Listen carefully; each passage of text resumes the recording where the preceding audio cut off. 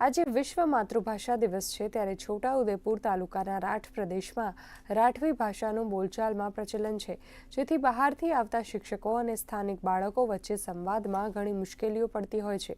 જે અંગે જડિયાણા ગામની પ્રાથમિક શાળાના શિક્ષક ધર્મેન્દ્ર પટેલ દ્વારા વર્ડ કોમ્પિટિશન નેટલિફાય નામની એપ્લિકેશન વિકસાવી રમતગમત સાથે ગુજરાતી ભાષાને સરળ બનાવી દીધી છે। આ નવા ઇનોવેશન સહ અભ્યાસિક પ્રવૃત્તિ પરિવર્તનનું સાધનની એપ શિક્ષણ અપાતા શિક્ષક ધર્મેન્દ્ર પટેલની રાજ્યના મુખ્યમંત્રી ભૂપેન્દ્ર પટેલે પ્રશંસાપત્ર દ્વારા સરાહના કરી છે।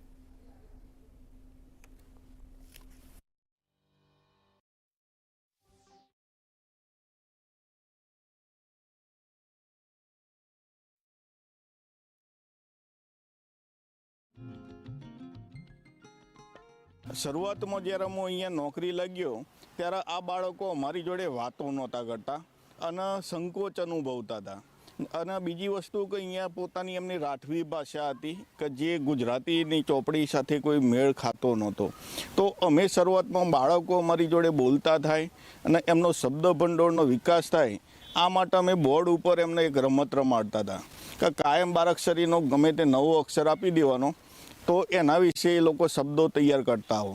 હવે આવું અમે શરૂઆતથી કરીએ છીએ તો કેવું થયું કે બાળકો ઘરે જઈને ધારો કે વાહ શબ્દ આપ્યો તો વાહ ઉપર તો કોઈ એમના શબ્દો મળવાના નથી, તો ઘણા બધો એમને પાના વાંચવા પડશે અને વાંચ્યા પછી બીજા દિવસ જ્યારે રજૂઆત કરવાની હોય તો એમને લખવા પડશે।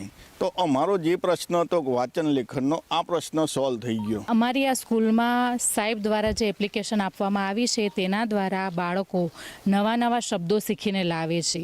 જે બાળકો ભણતા નહોતા તે બાળકો હવે ભણતા થયા છે અને અભ્યાસમાં પણ તેમને રુચિ આવે છે।